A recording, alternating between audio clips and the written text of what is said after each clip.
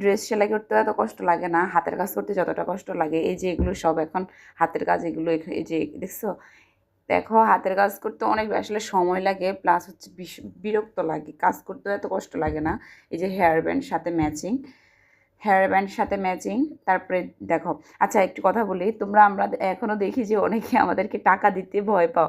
আচ্ছা তোমরা একটু আমাদের পেজে ঢুকে একটু দেখো তো, আমরা যত প্রুফ আমাদের পেজে, মানে আমাদের কাজের যত ডিটেলস শেয়ার করা আছে, অন্য কোনো পেজে এত ডিটেলস তোমরা পাবে কিনা। একদম গজ কাপড় কিনা থেকে শুরু করে, গজ কাপড় আনার পরে ভিডিও দেই, কাটার সময় অনেক সময় ভিডিও দেই, কাটিং ভিডিও দেই, সেলাই প্রসেসিংয়ের ভিডিও দেই, তারপরে A to Z সব কিছুর আমাদের পেজে তোমরা ভিডিও পেয়ে যাবে। তাহলে এই যে দেখো এত এত ড্রেস, এই যে এত কিছু, এগুলো কিসের জন্য? আমি এগুলো নিয়ে বসে আছি, এগুলো নিয়ে কি আমি বসে আছি বলো? এই যে এগুলো হচ্ছে পায়জামার, হ্যাঁ, মানে তোমাদের মাঝে মধ্যে বিহেভিয়ার দেখলে অনেক বেশি হাসি পায়।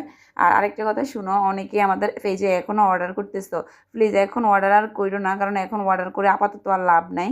এখন অর্ডার করলে একটু আর ঈদের আগে ড্রেস পাবে না, ঈদের আগে একটু ড্রেস পাবে না এখন আর। এটার সাথে কোনটা, হ্যাঁ, ঈদের আগে এখন আর একটু ড্রেস পাবে না কিন্তু কেউই।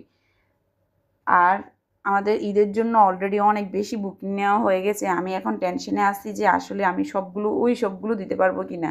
যেগুলো নিয়েছি অর্ডার, ওইগুলো সবগুলো দেওয়া যাবে কি না। অনেকগুলো অর্ডার জমা পড়ে গেছে।